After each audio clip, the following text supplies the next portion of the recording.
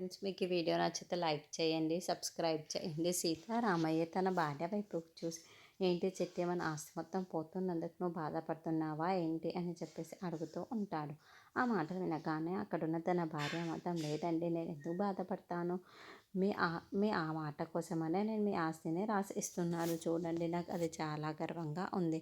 మీరు ఏ మాట నిల్చుంటే అది మాట మీదే ఉంటారన్న నమ్మకం నాకు ఉంది అని చెప్పేసి అంటుంది. ఆ మాట వినగానే అక్కడున్న సీతారామయ్య అయితే చాలా సంతోషిస్తూ ఉంటాడు. ఇంతలో అక్కడున్న తన భార్య మొత్తం, మీరు ఎక్కడ ఉంటే అదే నా లోకం అండి, అదే నా ప్రపంచం అండి, అలాంటిది మీతో లేకుండా ఈ ఆస్తివన్నీ నాకు ఎందుకండి, మీరు ఎక్కడ ఉంటే నేను అక్కడే ఉంటాను, అదే నా సంతోషం అని అంటుంది. ఆ మాటలు వినగానే అక్కడున్న ఇంట్లో ఉన్న వాళ్ళందరూ చాలా సంతోషిస్తూ ఉంటారు.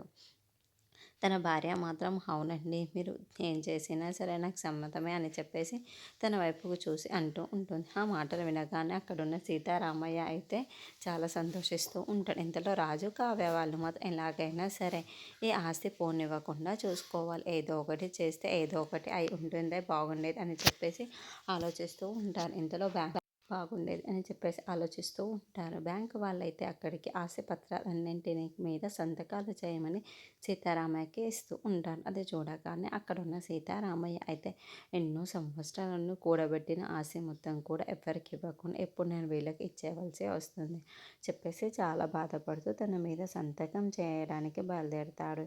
ఇంతలో అక్కడున్న రాజు కావ్య వాళ్ళు మాత్రం, అయ్యో మొత్తం పోతుంది, ఇప్పుడు ఏం చేయాలో కూడా అర్థం కావటం లేదు, తప్పు లేకుండానే ఇదంతా జరిగిపోతుంది అని చెప్పేసి వాళ్ళ బామ్మని తాతయ్యని అలా చూస్తూ బాధపడుతూ ఉంటారు. ఇంతలో అక్కడున్న రుద్రాని ధాన్యలక్ష్మి